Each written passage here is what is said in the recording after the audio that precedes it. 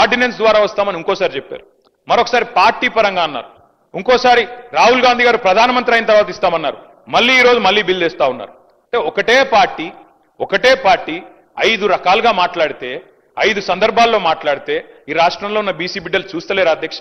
అర్థం చేసుకుంటలేరా మీ నిజాయితీని గాని మీ చిత్తశుద్ధిని గాని? అంటే చిత్తశుద్ధి లేని శివ పూజ చేస్తూ ఇవాళ ప్రతిపక్షం మీద నెపం పెట్టి తప్పించుకుంటామంటే కుదరదు అధ్యక్ష. మేము ఇప్పటికి కూడా చిత్తశుద్ధితో చెప్తున్నాం, సిన్సియర్ గా చెప్తున్నాం, సంపూర్ణంగా స్వాగతిస్తాము. మీరే చెప్పారు, గౌరవ ముఖ్యమంత్రి గారు చెప్పారు అధ్యక్ష, ఇదే హౌస్ లో చెప్పారు మార్చిలో. ఏమన్నారు అధ్యక్ష? కేసీఆర్ ప్రభుత్వం ఉన్నప్పుడు కూడా 37% రిజర్వేషన్ స్థానిక సంస్థల్లో ఇవ్వాలి అని చెప్పి ఇక్కడి నుంచి బిల్లు పంపించారు పార్లమెంట్కి. పార్లమెంట్ నుంచి ప్రెసిడెంట్ ఆఫ్ ఇండియాకి పోయింది, ఇంకా ప్రెసిడెంట్ ఆఫ్ ఇండియా దగ్గర పెండింగ్ ఉంది. ఇప్పుడు మనం 42% సాధించాలి అంటే ఆ 37% అని పంపిన ఫైల్ మేము వెనకకు తెప్పించి ఈ 42% పంపిస్తాం ప్రెసిడెన్షియల్ అసెంట్ కోసం అని చెప్పినారు. మరి నేను అడుగుతా ఉన్నా అధ్యక్ష, ఆ రోజు మేము చిత్తశుద్ధితో ప్రయత్నం చేయలేదా? మేము 37% బిల్లు పంపలేదా?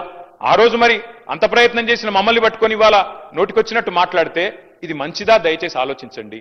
ఇవాళ మీరు ఆలోచన చేయండి. బీసీ సబ్ ప్లాన్ అని చెప్పారు, తేవట్లేదు సార్, పెట్టండి. రేపు ఎల్లుండి హౌస్ పెడతారా, ఇంకో నిమజ్జనం తర్వాత పెడతారా, మీ ఇష్టం.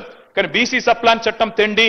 ఎందుకంటే ఒక పదవులతోనే రాజకీయంగా అవకాశాలు ఇవ్వడంతోనే న్యాయం జరగదు. సామాజిక న్యాయం, ఆర్థికంగా రాజకీయంగా అవకాశాలు రావాలి అంటే. కానీ ఇవాళ నేను మళ్ళీ ఇంతకుముందు కూడా అంటే వారికి సభలో ఎక్కువ అనుభవం ఉంది, మంత్రిగా చేసినారు, ప్రభుత్వంలో చాలా కీలక పాత్ర ఉంది కాబట్టి ఇంకా ఏదైనా లోపాలున్నా ఇంకేమైనా ఉంటే సరి చేసుకునే విధంగా మీరు సలహా సూచనలు చెప్పండి. కానీ సభ అభిప్రాయం ఏకగ్రీవంగానే ముందు నుంచి అదే విజ్ఞప్తి చేస్తున్నా, మొదటి నుంచి కూడా అదే మాట మాట్లాడుతూ ఉన్నా. ఈ రోజు ఇప్పుడు ఎంఐఎం వాళ్ళు మాట్లాడినారు, మేము ఈ బిల్లును ఏకగ్రీవంగా పూర్తి మద్దతును ప్రకటిస్తామని ప్రకటించి మిగతా అంశాల మీద చర్చ జరగాలని ప్రభుత్వాన్ని కోరి దాని మీద చర్చ చేస్తాం. దానికి సంబంధించి చర్చ జరగడంలో ఎవరికి వ్యతిరేకత లేదు, చర్చ జరగాలని కోరుతుంది. దాని తర్వాత వారు అన్నారు, మీరు పాల్గొనకపోవడంలో మీరు ఒక పార్టీకి నాయకులు, దాని ప్రభావం క్షేత్రస్థాయిలో పడి ఉండొచ్చు, మీరు ఆదర్శంగా ఉండాల్సి ఉండే. దానికి సంబంధించినటువంటి మీ అఫిడవిట్లను తీసుకొని రాసుకునేటువంటి విధానంగా ప్రభుత్వం అవలంబించలేదు. రాష్ట్ర వ్యాప్తంగా సర్వే జరిగినప్పుడు మీరు కూడా పాల్గొని ఉంటే మిమ్మల్ని అనుసరించేటోళ్ళు, మిమ్మల్ని కొంతమంది ఫాలో అయ్యేటువంటి వాళ్ళు ఉంటారు తప్పకుండా. వాళ్ళందరూ కూడా ఇందులో భాగస్వాములు అవుతుండ్రి. ఆ ఉద్దేశం కొద్దే తమని మారుమారు అడిగినాము. అందరూ అనేక సందర్భాల్లో నేను కానీ ప్రభుత్వం తరఫున విజ్ఞప్తి చేసినాము. మీరు పాల్గొనేదని చెప్తారు, పాల్గొని ఉంటే బాగుండే. ఇప్పుడు దానికి సంబంధించి అయిపోయింది.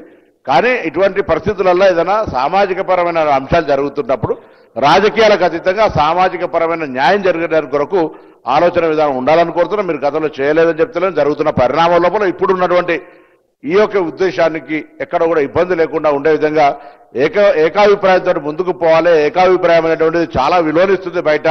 అది న్యాయస్థానం కావచ్చు, అది ప్రజాస్వామ్యం కావచ్చు, అది ప్రజల మధ్యలో కావచ్చు. ఎవరు కూడా మనం చర్చ చేయడం ద్వారా ఏదో మళ్ళీ ఎక్కడో ఒకటి ఏదో ఉందనేటువంటి లొసుగును దొరకొట్టే ప్రయత్నం చేస్తారు. ఎప్పుడు కూడా పాజిటివ్ నెగటివ్ రెండు ఉంటాయి. పాజిటివ్ ఆలోచన చేస్తే నెగటివ్ చేసేది కూడా దుకాణం బంద్ చేసుకుంటాడు, ఆలోచన బంద్ అవుతుంది. కాబట్టి అందరం పాజిటివ్ గా ముందుకు పోవాలని సందర్భంగా బలహీన వర్గాల శాఖ తరఫున నేను ప్రతి సభ్యుడిని ప్రతి రాజకీయ పార్టీకి విజ్ఞప్తి చేస్తాను మీ ద్వారా.